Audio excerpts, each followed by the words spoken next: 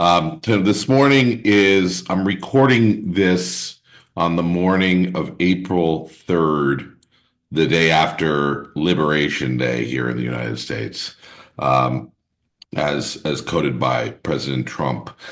The I want you to take a moment yourself as you're listening in the car or on the treadmill this morning to think about where your mind was this morning as we watch now halfway through the day on the East Coast. Markets are tumbling all across the world, global financial markets, obviously a reaction to the tariff policy that was announced yesterday. And think about this, I say, because by the time this episode airs, whether it's 1 week or 6 weeks from now, we'll have a little bit more perspective on the effects of that, and probably not enough perspective yet to make a determination. No matter whether you agree with the policies of our president and this administration or disagree, the one thing we can all agree on is that this is a monumental period in American and global history. No doubt a shakeup is underway. And again, I'm not getting into the political fray. That's never been what I do. I support people of all parties and denominations and beliefs, and politics is a no-win game. So it's not a conversation I really love to have other than looking at it from an objective point of view. What I'd like to talk about on this morning's Coffee with Bill is something that was on my mind a lot last year. I may have even done a episode about it, which was fallacies. And as I prepare for this, I will note, by the way, that I always do a little plug for my Nespresso. It does keep me going most of the days. Today I don't know why I advertise Nespresso and I don't have no sponsorship or anything. I just happen to, I've tried other brands and I just can't help but come back. The half decaf, that's my new one. And then I spiked it with a little Chiaro double espresso. I'm trying to get a little away from the caffeine now. I think that maybe it's a little too much. 6 cups, 7 cups of coffee a day is probably not good long term. Too much of anything is not. And speaking of too much of anything, I am of the belief that we have had too much of a long, good upward trend and ride for too long. And it becomes a problem after a while. And that's where we're going to get into the idea of fallacies. I had grown expressly interested in recent years in the concept of a fallacy. A fallacy is the idea which many people believe to be true, maybe even a majority of people, but which in fact is false because it's based upon incorrect information, assumptions, or reasonings. Taken literally, a mistaken belief, according to the Webster's dictionary, especially based on an unsound argument. I find it hard here on April 3rd to find anyone who really, that would disagree with some of that there's some fallacy thinking possibly going on inside the administration in the White House right now. Again, not making a judgment either way. And the reason I bring this up is because I woke up to an article this morning from Rand Paul, who is a Republican, and one would call him more of a libertarian. And the article says it's a fallacy to think tariffs will help the country. He really is calling them a tax. On tariffs, I think it's just economically, it's a fallacy to think that it'll help the country. Tariffs are a tax, and if you tax a trade, if you tax anything, you get less of it. And yet we are about to tariff a bunch of countries, probably start a trade war. From my perspective, uh, I don't necessarily think it's a bad thing because I think we've been living in a fallacy thinking that real estate prices would go up forever, that somehow incomes and GDP would match with these 10, 15, 30% rises, not only in household costs, in terms of home purchasing, home values on an annual basis, but also the cost of living in general, which obviously will be further exacerbated by the additional taxes it looks like that we are imposing on ourselves through this trade war. I want to share an interesting quote with you. This was a quote in the early 2000s. I'm going to take you back again to the early 2000s now, 20-ish years ago. And this was the quote says, the ongoing strength in the housing market has raised concerns about the emergence of a bubble in home prices. However, the analogy often made to bubble bursting in stock is imperfect because the national housing market is better understood as a collection of local housing markets. Even if a bubble were to develop in a local market, it would not necessarily have implications for the nation as a whole. That is a direct quote from a speech made before a joint session of Congress 20 years ago, prior to the residential bubble bursting in 2008. And who do you think said that? It was Alan Greenspan, who was chairman of the Federal Reserve for one of the longest periods of time in history, almost 20 years. Probably many would say one of our most respected financial leaders buying into fallacy thinking. A fallacy thinking because before 2008, it was generally accepted fallacy that residential prices, home prices would just never go down on a national level. It's funny to say that now, isn't it? Let's talk about another fallacy that gets my goat, and that is the zero sum fallacy. Zero sum thinking is the misguided belief that in any situation or transaction, one party must be directly benefiting at the expense of another. You take a job with someone, they pay you for your time. You lose personal time, but you gain money. The boss loses money, but he gains productivity. What makes that work, though, it's not the losses that each of you incurred, but rather the gains that come from you joining together in that transaction. That's a win-win. You don't just have to beat the other guy every time.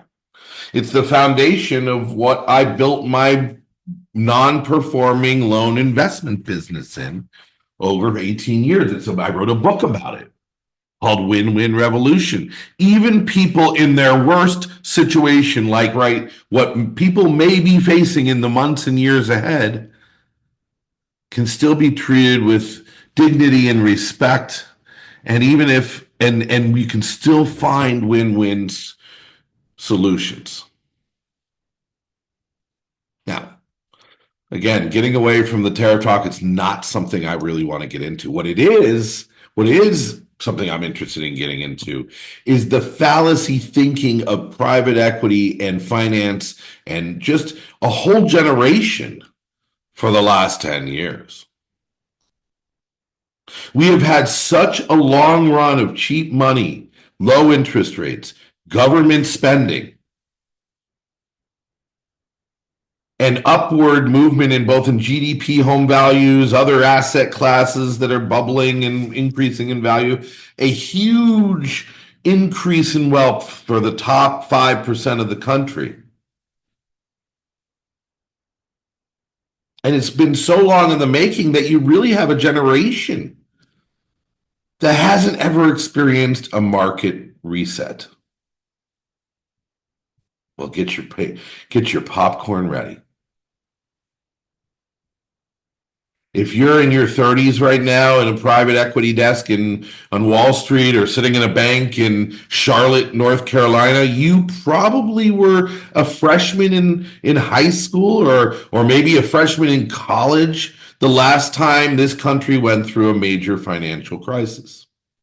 So, growing up in an era of free money and low interest rates, it made sense to you that you would buy a multifamily building in Wichita, Kansas, low rise, 3 units, B grade demographic, maybe B plus, A minus, and pay a 5.25 cap for it because the money was cheap. You could leverage that at 3%, make the spread, put a little money down, hope for rent increases, and make something. It seemed to make sense 5, 6 years ago, but it never really did. It was always a fallacy. The idea of anything that's multifamily, any kind of NOI driven real estate that trades in the single digit cap rate, unless it is a long term credit tenant, national tenant, well, back in the day, a CVS, no longer. McDonald's, a good example. Unless it's a McDonald's, these assets should always be trading high singles, low double digits on cap rate on NOI or cash on cash. Cash on cash, maybe even a leveraged return in the 20s before you buy these deals. But yet the market, there was so much money chasing so much deals and so much free capital for so long that a whole generation grew up in a fallacy thinking where those rates were normal. Well, welcome to the new world. Welcome to the new world. There's no doubt in my mind we are on the precipice of a major transformation in the economy, both locally and globally.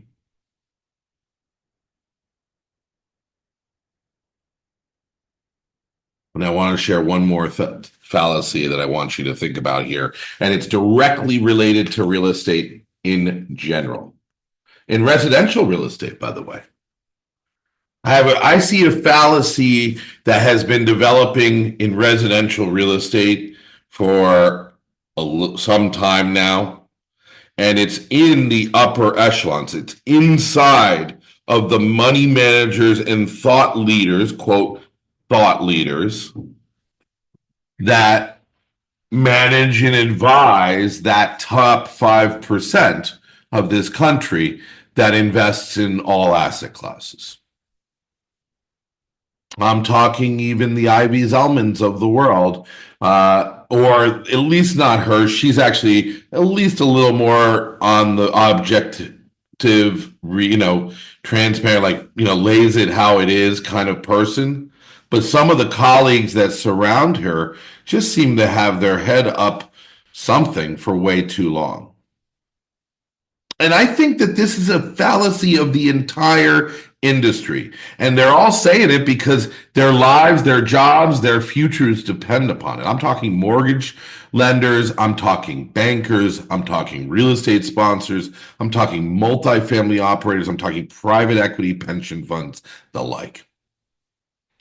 And that fallacy is that we have a shortage of housing supply to meet what's necessary. Now, I guess it does depend on what you consider to be supply. Supply, if you take supply as the currently listed available real estate on the market today, then yes, we are in short supply. We're in short supply because of a number of factors, by the way. One of which, a major factor, was the government shutdown of foreclosures on VA, FHA, and other GSE non-performing residential mortgages. They stopped foreclosures when COVID hit, and many of those agencies never restarted. The VA being the worst of them. I mean, who does want to foreclose on a veteran anyways? So I can understand at least. The point being, I'm going to go through some stats with you, and I want you to think about this because I've said it before and I'll say it again. We've seen markets go from undersupplied to way oversupplied in very short order. Think 2007 to 2008 in a 12-month period. I'll give you an example. These stats will say it all. Housing supply, we are short. Housing shortage is a misnomer and a fallacy. And here's what I point to. In 2007, this is Census Bureau statistics. In 2007, the US had 119 million, almost 120 million housing units available for occupancy in the United States.